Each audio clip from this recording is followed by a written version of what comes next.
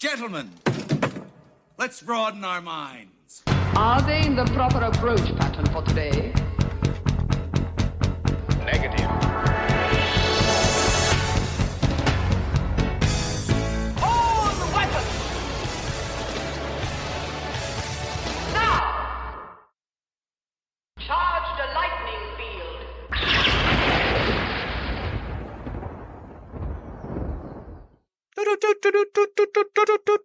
Hot off the wire, we have a recent passing in the world of comic books. Jim Shooter. We are dealing with the passing away of a controversial icon in Jim Shooter. Pew pew. It's a weird thing to, because usually when you do that, you're celebrating. I don't know. It's just, well, I mean, some people are celebrating. I mean, celebrating his life. Sure. This doesn't need to be a secret war. We can celebrate the life in Legion, you know? Jim Shooter, for people who don't know, was the editor-in-chief for Marvel for A good long while. actually it was a good long while, and I think he'd said 9 years from 78, it was like 78 to like 86, yeah, 87. he was there for a minute, and also during one of the most tumultuous times of Marvel's existence. James Charles Shooter was editor-in-chief for Marvel. Before that, he was at DC, which is, kind of how it goes. They were the two bigs. So he was first and foremost a writer. And he wrote some of the most prolific and epic Marvel stories and story arcs that have ever been. Not even tackling the DC stuff they do, which actually was pretty awesome. He wrote, for instance, Secret Wars, which, I don't know, like, you and I are probably like, oh, great, he wrote Secret Wars, the most commercial tie-in bullshit of all time. This is during the era in which Marvel was just doing commercial tie-ins. Yeah, but he was the guy that introduced crossover event miniseries. Yep. Beginning with Contest of Champions, which he did, and then Secret Wars, which has kind of become the go-to since.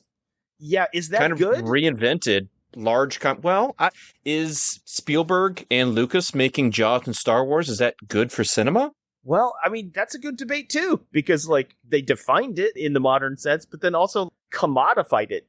Yeah. Trademarked it, you packaged, you slapped it on a plastic lunchbox. That is those two guys. Is that good for movies? I mean, they What? But I mean, would movies still be around? Oh, yeah, 100% movies would still be around, but I mean, it definitely wouldn't Would look they the be same. the same way? I don't know if you'd have the proliferation of multiplexes. If you didn't have blockbuster culture, I mean, that drove business. I mean, it's driven business to this day. Same with, big crossover events in comic books. Yeah. I mean, that is what brings people. Jaws was the first big summer blockbuster, and then Star Wars was the big repeat viewing blockbuster. Yeah. Was over in theaters over a year. Yeah, it was crazy. My parents went to see it. My dad likes to say 77 times. My mother's like, oh no, it was way more than that because we went with friends, we did group dates and all that thing. She says it was over 120 in 1977 alone. But it created the culture we have now where it's dying. Yes, but it's like saying the internet is a bad thing. It's like, has the internet led to a lot of awful things for humanity? Yes. 100%. But has it also offered a multitude of great things that could never been accomplished before? Also, yes. That's a different debate and a different topic. We've referenced Das Kapital more than we have so far Jim Shooter. But the reason we did so is because Jim Shooter, you're right, is the originator, the goddamn paterfamilias of the big company crossover, the big event crossover, which is kind of important if you look at DC, for example. And he did work at DC for a long time, too. We had talked about before about how Crisis on Infinite Earths is one of the most important company-wide multi-title event in comic book history because it encompassed every title. It pared down the entire universe into one cohesive narrative, which was maybe the most epic undertaking of all time because back then, you had old DC writers writing Superman stories that they had written since the fucking 50s. And then new DC writers were writing different Superman stories that were kind of independent from that and were more modern, and they were incongruous and they kind of clashed with each other constantly. And so you needed something to sort of pare it down. So that event led to the idea of, because quite frankly, it was extremely successful. It was like the US mobilizing for World War II. Somehow we made this mess and it fucking worked and we nailed it. And then for everything after that, it was, oh, that's our model now. Now we have to do this. Then you get Marvel's Secret Wars, which was sort of based on that financial model, but at the same time wasn't necessary for their continuity. Marvel didn't need that. They had their shifting 15-year Age of Heroes thing. Instead, they had been going on these ventures with Hasbro. They helped create G.I. Joe and Transformer in 83 and 84. And so they do Secret Wars, but the entire premise is their same model from those other commercial tie-ins. DC was like, we got to clean house and figure our shit out. They were like, no, we have to figure this out because none of it makes sense and nobody's going to read it anymore. Marvel was like, hey, that worked for them. Let's do our thing. They do Secret Wars, where they had action figures, and the action figures featured Ashcan comics sometimes. It was kind of crazy. Those action figures were so fucking ubiquitous. I remember seeing those action figures in stores like 10 years later. I remember seeing like a Kang the Conqueror Secret Wars action figure on the shelf like 10 years after it happened. I think they overreached, but it was definitely successful. So that was Jim Shooter's idea. And you're right. He had come from another previous or sort of cross-company crossover before that. But I think before we had talked about a couple of times, the DC Marvel crossovers. Mm-hmm. Shooter wrote several of those. Mm-hmm. He wrote the Superman Spider-Man crossover. He did one of the Superman Spider-Man ones, yeah. In 81. So I guess he was kind of primed for that, right? He was the 2006 J.J. Abrams of Marvel comic books, right? Well, I don't know if JJ was making films at age 13, but I mean, Jim Shooter was writing and drawing stories that he sent to DC and then got picked up and was hired. That's true. He was hired at 14 years old. Yeah. I mean, he created Karate Kid and Pharaoh Lad and Princess Projecta and a lot of Legion of Superhero stuff. Which are all great. Along with great characters. Parasite, and he wrote the first race between Superman and Flash. That's cool. He was a fanboy. Yeah, as many of the best comic writers are. Yeah, it's true. Karate Kid, I don't know. This is a larger Legion thing that What year did Karate Kid come out as a character? Because it's either like a reference to the movie Karate Kid, or it's a response to Shang-Chi, or at the time, Shang-Chi. Right, 1966. Oh, wow, so before that. Okay. Way before. Wow. So that's like right as Bruce Lee is coming to fame. That's actually ahead of the game. Shang-Chi, December 1973. Well, after that was in the main... If you created Karate Kid in, 66? I mean, I think that would have been before Bruce Lee was big. And that his movies didn't come out till the 70s. It's true. Karate wasn't even, like, in the cultural zeitgeist at that point. No. I mean, really, if you think about it, it might be... He might have really, one of the... like, broken that open. Well, no, that can't... Then he couldn't have... Created by Jim Shooter. Yeah, it says 66, so... Interesting. That's an interesting possible domino. But again, how many people, one, were reading Adventure Comics number 346, or Legion of Superheroes? I don't know how much of that led to... Enough people. Enough to what? Kept rising up the ranks, and enough people thought his stuff was great that he ascended from DC to Marvel, where he eventually became editor-in-chief. Yeah, and he was very influential. He was one of the guys who insisted that Jean Grey die during the Dark Phoenix saga. That was a big one. It's a big time. He also had a lot of negatives during his tenure. Oh boy, did he. So I actually met Jim Shooter when I was a kid, and I went to a panel at Kansas City Comic-Con where he did a whole like treatise on his philosophy of comic books. And some of it I was like, you know what? I totally agree with you. But then some of the stuff that he started presenting was like, basically like artists are dirty. They were like second-class citizens to him. And I think that is his kind of enduring legacy. When we talk about how Jack Kirby got screwed, initially it was by Stan Lee, Of course, we all kind of know that now. Buscema and Kirby and Bill Finger and guys like that all got fucked. A lot of those guys got fucked by Stan Lee, not Jim Lee. It was continued. The abuse and treatment was continued by Jim Shooter. And even in the little talk that I watched him do, he thought that they were lazy and didn't pull their weight. And some people could be like, oh, well, that's justified. They didn't put in so much effort or whatever. Also, if you're going by the Marvel method, you gave them nothing, and then they have to come up with everything, and then they get paid minimum wage. And if you don't like it, they're just going to outsource it to Mexico. What good are the things that he writes if those artists don't prop him up, right? Yeah. I mean, it wasn't the only people he was contemptuous to. He was That's true. the biggest proponent of the no gays in the Marvel Universe policy. Oh, that's right. North Star must have driven him fucking crazy. Yeah, well, he wasn't allowed. It forced John Byrne to conceal North Star's sexuality initially. Oh, wow. You know what? I do not blame John Byrne, because John Byrne also is an asshole, but not that kind of Allegedly. asshole. He's just a guy that's hard to work with or whatever. And not in a frank... More of a dick, less than an asshole. Right, yes, exactly, yes. But, he's just one of those guys that's kind of a diva. Shooter left Marvel, and he went on to help create different independent companies like Valiant, Defiant, and Broadway Comics. That's funny, because when I went to see the panel I'm talking about, I went to go see Jim Shooter, it was about his launch of Defiant, which everybody remembers to this day. They have fond memories of Warriors of Plasm. Yes, I'm more of a Charlemagne fan myself. Yeah, I dare anyone out there to name more than 2 titles from Defiant Comics.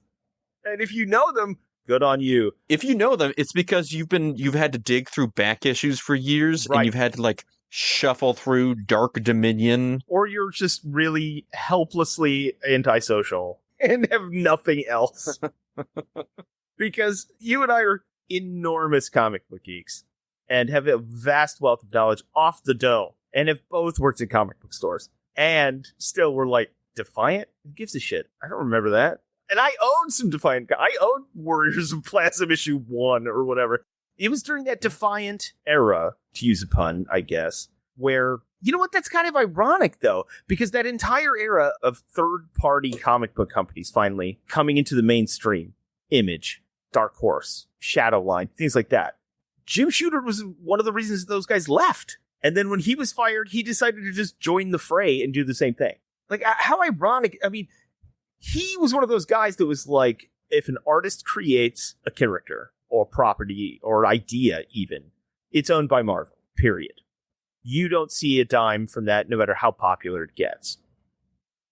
Which is why Jim Lee, Todd McFarlane, Mark Silvestri, Eric Larson, all those guys left to create Image so that it was creator owned. And then when Jim Shooter gets fired, he goes and tries to do the same thing. Do you not understand what's happening here? Read the room, dude. I mean, there's a reason he didn't stay at Valiant very long. Yeah, but he did start it, so there is that. Well, Valiant was an interesting thing because their whole thing was old properties from Gold Key that had sort of lapsed, bought them up. They bought those licenses. Mm-hmm. And they used that as a foundation. Jim Shooter, I'm sure, was a reader of those back when he was a kid. My dad did. I love Gold Key comics. They did Star Trek comics. They did Magnus Robot Fighter and Dr. Solar. And that's where you get Turok Dinosaur Hunter, which an enormous generation of people didn't even know was a comic book. They just thought it was a video game for the PS1 or whatever. And then, all Valiant did was just take up these old properties. Did you know that Valiant became a thing because in 1988, Jim Shooter and Stephen J. Masarkey... Oh, I was hoping you were going to say Cannell. And a group of investors attempted to buy Marvel. Oh. They submitted the second highest bid, so they didn't get it. So instead, they formed a venture capital financing from Triumph Capital and created Valiant instead. Is it still an imprint now? I know it was a few years ago. It got sold, I believe. It's still Valiant. It's now part of Acclaim Entertainment. No, then Acclaim went bankrupt and were purchased as part of Valiant Entertainment by entrepreneurs Dinesh Samadsani and Jason Kathari in 2005. In 2011, Valiant received capital infusion from private investment company Cuneo and Company, and a relaunch was announced. Blah, blah, blah, blah, blah, blah, blah. Valiant was then sold to DMG Entertainment in 2018, and in 2023, Valiant Comics announced a licensing partnership with Alien Books, which took over publishing Valiant characters. It's a whole line thing. I mean, obviously, like money, failure, money, failure, money, failure, Yep. money, failure. That's the tech sector right now. Please tell me Scott Rosenberg wasn't involved in any point, right? Like, I mean, because it seems like, Not that I initially see, but I can't be sure.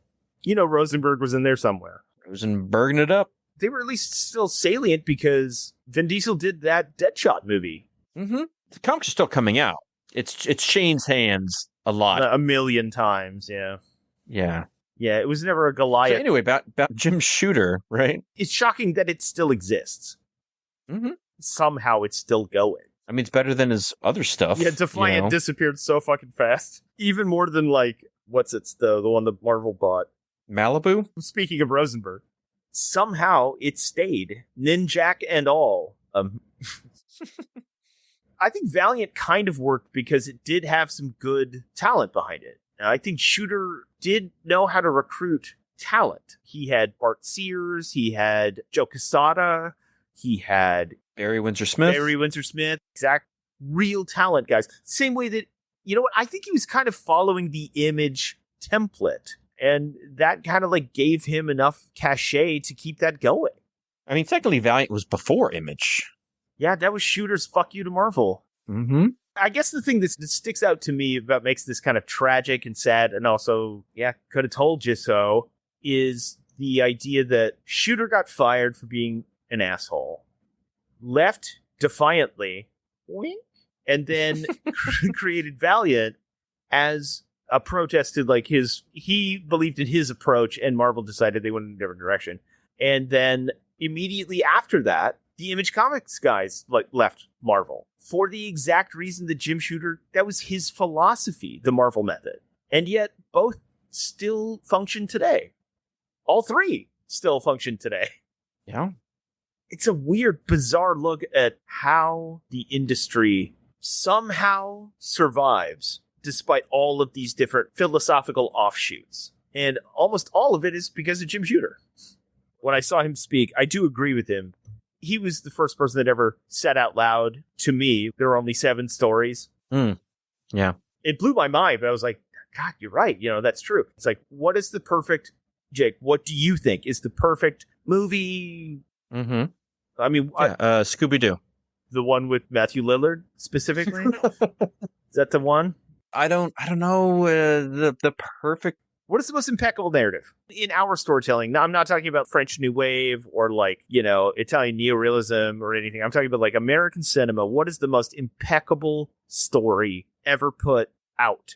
We've talked about it on the show before. Man, now there's pressure. It's Rocky. Oh, Rocky. Oh.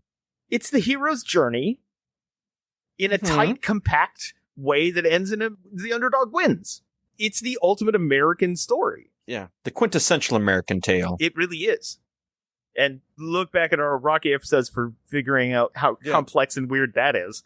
We did 5 episodes when you on say that shit. what is like the American fictional tale? It's like, I mean, are you F. Scott Fitzgerald? Are we talking Mark Twain? Are we talking Orson Welles? Are we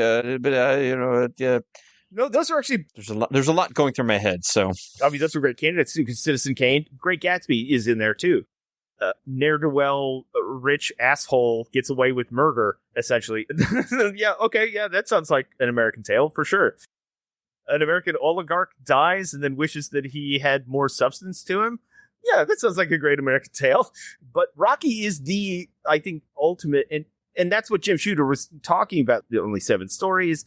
and the 3-act structure. He talked about you can't get more of a perfect crowd-pleasing American story than Rocky. And that was sort of his approach to comic books. That made a lot of sense to me. And it made a lot of sense. It kind of like informed the way I watched movies and stories and then also critiqued movies and stories.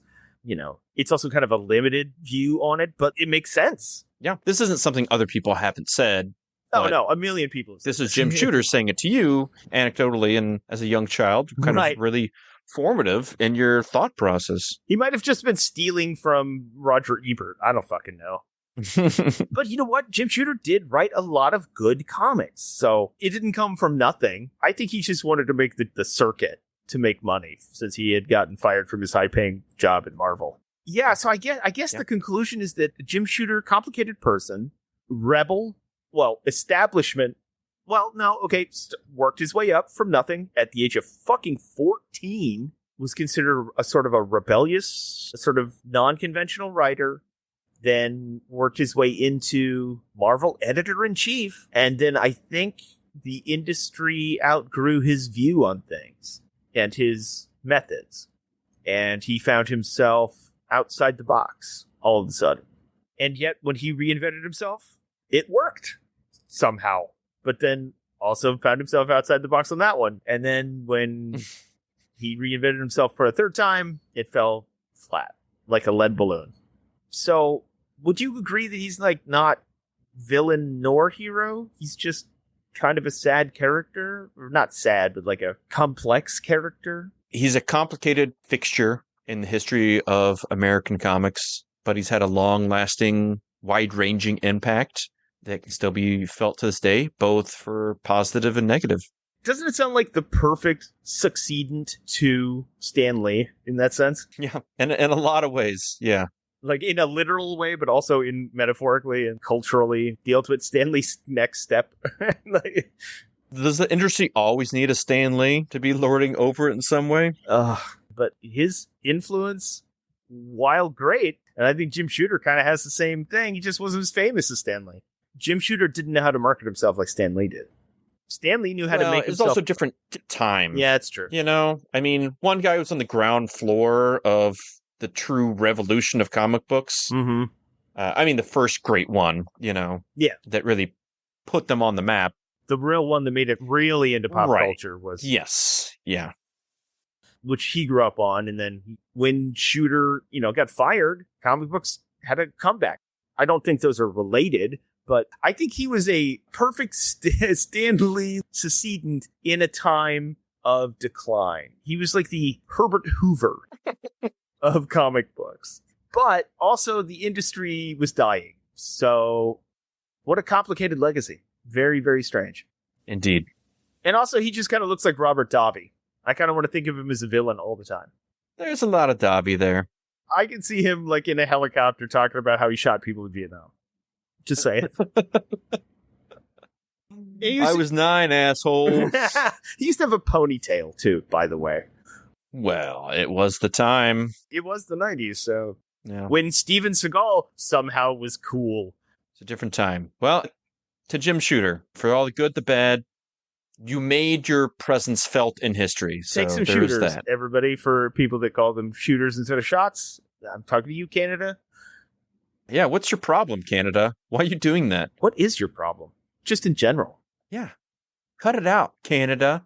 Get your shit sorted, all right? Hey? Please, go away.